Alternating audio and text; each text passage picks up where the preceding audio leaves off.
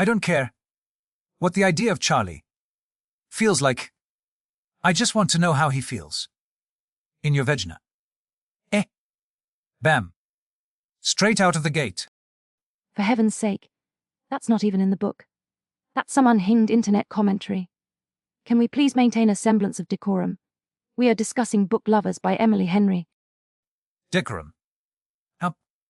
Decorum is what happens when entertainment goes to die. Frankly, is what almost happened to me reading this. People are calling it to lovers, but the only enemy. Here was my dwindling patience. That's patently absurd. It's a deconstruction of the trope. Henry is playing with reader expectations, contrasting the cynical publishing world with the idealized small-town romance narrative. It's quite clever, actually. Unlike your take on Where the Crawdads Sing, which was, shall we say, pedestrian. Pedestrian? I called it a swamp soap. Opera with questionable biology, which it was. And this is The Devil Wears Prada. If Anne Hathaway was already kinda successful, and Meryl Streep was just vaguely disappointed in her life choices. Sivens. Supposed? Shuck. Please. Matsu. More like a slightly grumpy goldfish. She's a literary agent, not an actual selachimorph. She embodies the modern career woman navigating the complex pressures of ambition, familial obligation, and the societal expectation to eventually succumb to rustic charm. It's a nuanced portrayal. Nuanced. Or she sounds like every woman I avoid at brunch. Oh, my Peloton. Oh, my demanding career. Oh, my sister, who needs constant rescuing. I diagnose her with advanced urbanitis complicated by chronic martyr sister syndrome. Matsu? She needs less small town charm and more boundaries. You diagnose everyone you dislike with syndromes you invent on the spot. Last week it was aggressive mundanity disorder. For the protagonist of that thriller, Nora's relationship with Libby, while fraught, explores the depth and, yes, the occasional toxicity of sibling bonds. Oh, Libby. Don't get me started on Libby. Sissy, let's go on vacation based on my weird checklist of rom-com. Sissy, I'm pregnant and sad. Sissy, pay attention to me. She's manipulative. She's the human equivalent of puppy. Dog eyes. Glued to a guilt trip. Reminds me exactly of my cousin Brenda. After she. My favorite leather jacket. And then cried about her cat needing organic food. While Libby's methods are questionable, her intentions stem from a place of concern, however misguided. Unlike your cousin Brenda, who, if memory serves, also claimed her pet psychic advised her against returning the jacket.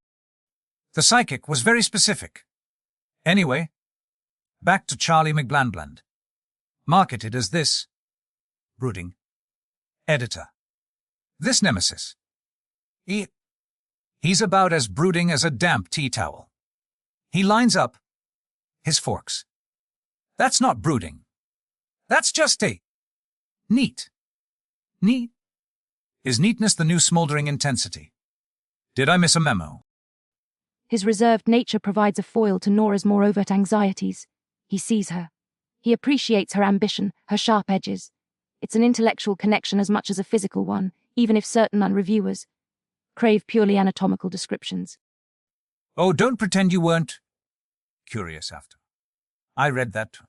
Good. And speaking of reviewers, this book splits people faster than pineapple on pizza. We got fake listener, didn't we? Read one. Read the angry one. This one is from Peloton Hater 69. Lovely. It says, this book was an insult. Nora isn't a shark, Charlie isn't brooding, and Libby needs to be launched into the sun. The only thing sharp in this book was my sudden urge to take up knitting instead. 0 stars. P.S. Stop mentioning the damn Peloton, Pelote Fudgington. Pillow. Fudgington. See. I'm not alone. But then you get the flip side. We got one from Charlie. My dream boat. Right? Yes. Dear Heart Book Radio. Book lovers changed my life. I am Nora. Charlie is everything. I cried twice and hyperventilated during the bookstore scene. 5 billion stars. Emily Henry deserves, well, the email gets rather graphic here about anatomical rewards. Get her behind Eton. That's the quote. See. Passion. This book inspires passion. Even if it's the passion to demand gynecological details or compare it. Favorite to a vasecto. One reviewer literally said, I would take the vasectomy over this. The star emoji really sells it. The sheer hyperbole is exhausting. Can we discuss the meta-commentary? The way Henry knowingly winks at romance tropes while simultaneously fulfilling them. It's structurally interesting. Or it's lazy.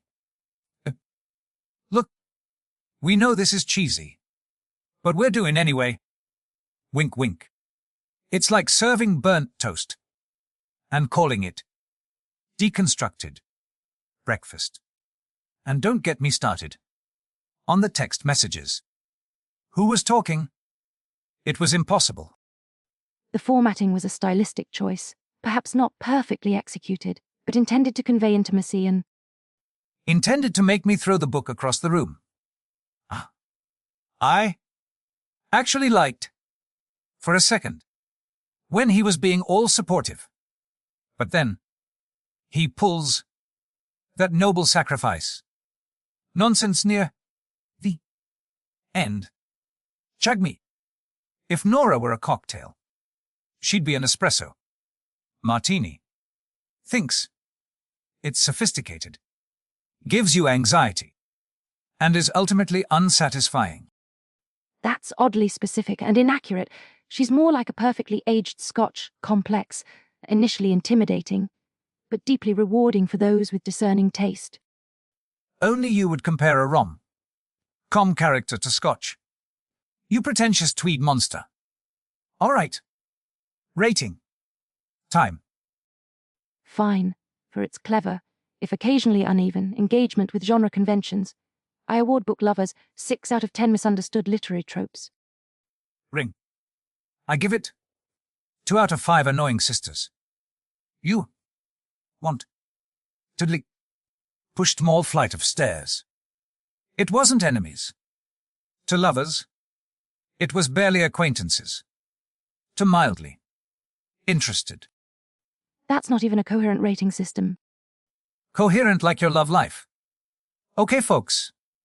That's all the time we have for Heart Book Radio. Join us next week when we dissect. My cyborg butler signed me up for intergalactic speed dating. Oh dear. Sounds better than this one already? Bye.